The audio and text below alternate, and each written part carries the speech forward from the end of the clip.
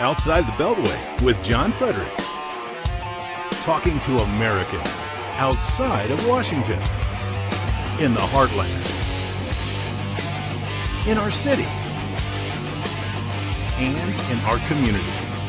About what matters to them. Outside the Beltway with John Fredericks starts now. You're on Outside the Beltway. I'm John Fredericks, your blowtorch of free speech in America. Thanks for being with us today. We got tickets to give away. Del Walmsley seminar tomorrow, Richmond, $297.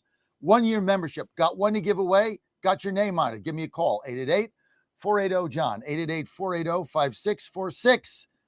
2 tickets. UVA at home tomorrow. Giveaway. Great seats. Cavaliers, baby. They're going to win the ACC. Be there.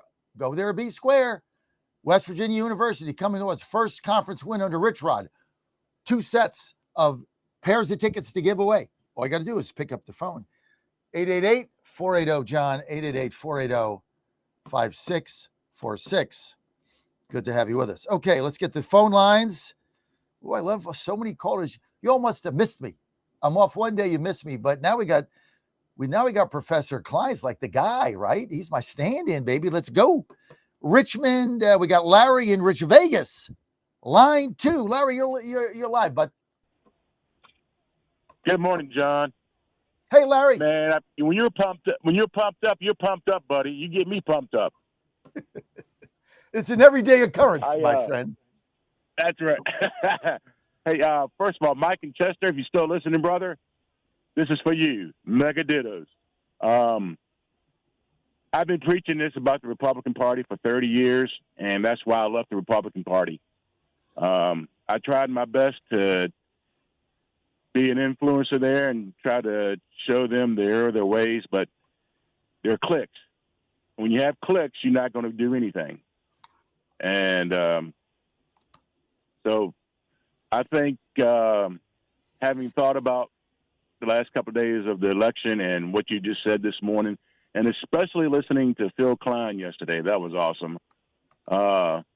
I'm thinking of starting my own little political thing called the Rich Vegas Coalition. And I knew you would like that. And I'm serious about it, though. Got a couple of friends of mine that we have lunch every other Saturday, and they're down in the mouth right now about some stuff. And, this is still America. We still have a chance. We just got to fight the good fight, and, just we gotta beat them at their game. And I preached that for the last 30 years. And the rhinos and, like you said, the one who want their pastor as their president, that'll never happen. You can't have there's no lily white person who's clean will not run for president of the United States right now because of the political attitude we have right now. Now, I do know I was talking to my pastor Wednesday night.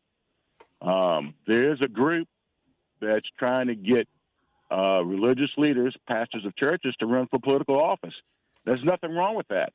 We have got to change that attitude, because back during the Revolution, who was being the advocates for change? The pastors in the pulpit. And the church was big in helping the revolution.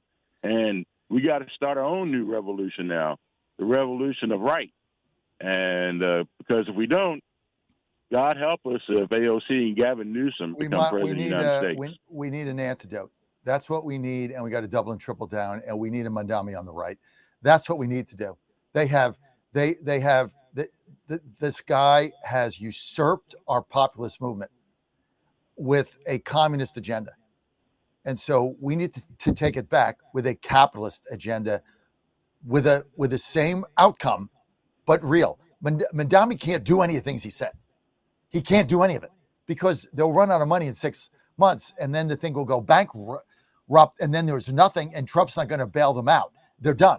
Okay, but we need the same message, but we need a capitalist solution that's not conservative Inc. Because that doesn't work. I love your idea.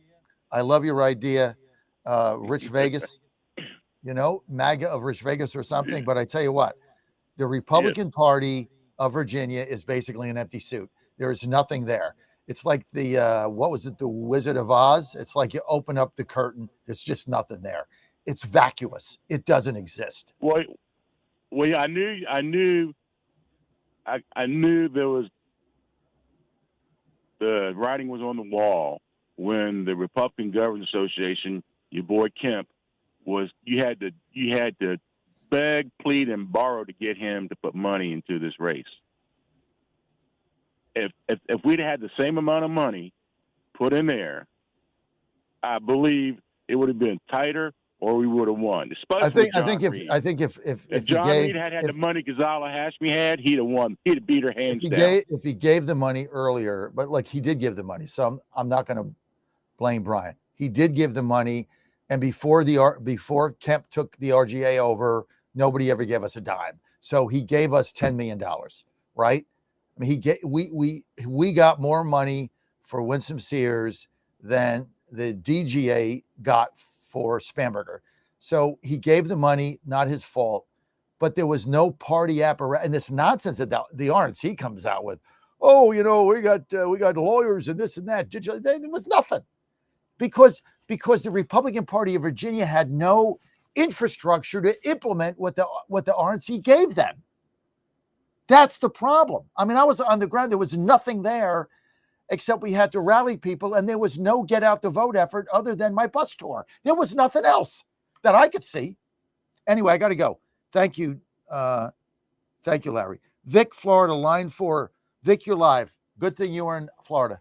Good morning, John. John, I want you to declare this officially. Happy Friday. Happy Friday, baby. Happy Friday, John. I don't want to hear any hand-wringing, okay? And I'm so happy. Elise Stefanik has announced she's running for governor of New York. Elise Stefanik will win New York, John. I know that state pretty well, and I know a couple of other Northeast states pretty well.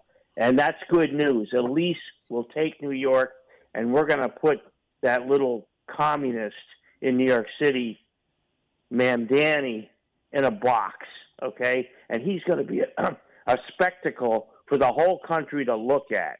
And he's going to be a laughingstock in about a couple of weeks across the country. The second good piece of news is that in the 2nd District of Maine, that's northern Maine, that's another area I know really well. It went for Trump. The sitting Democrat congressman up there, Jared Golden, has just announced that he's not running, and Paul LePage, the former MAGA governor, is going to run. You should get LePage on your show because he's a funny guy. And, he's got a sense of humor, and he always liked to needle Trump because he said he was MAGA before Trump, and Trump would just look at him and say, okay, Paul. So he's got a sense of humor, and he's a good guy. And the best piece of news of all is that the Fredericks Banning Alliance is back. And that's what brought me to you guys. I remember a couple of years ago, John, I told you that you guys were two peas in a pod. You belong together. You're like two sides of a coin, and there's synergy there when you guys are working together in some capacity, because you have a different approach than he does. He tends to go over people's heads quite often, and we need to bring more people instead of this silly hand wringing. There's all these people out there. There's millions of young people. I'm a high school teacher. I worked with young people before I even became a high school teacher. And I know that those people are going to join us, and we're going to win, John. This isn't even a setback. This is a way to refocus and to get people's attention, because a lot of people don't pay attention to this stuff the way we do. But I've been talking to people in New York, and people who weren't involved in any of this stuff are very scared right now, and we're going to use that. Thank you, John. You're the man. Vic, thank you, and onward and upward. I'm pumped. Double down. I mean, this is no time to back off now. This is no time. This is no time to whine. I'm telling you, no whiners, no complainers, no bozos, no clowns. If you whine and complain, you can't be on my team. There's too much whining going on. No whining, no complaining, no grunting, no grumpy. Let's roll, baby. Let's win. See you at the flip.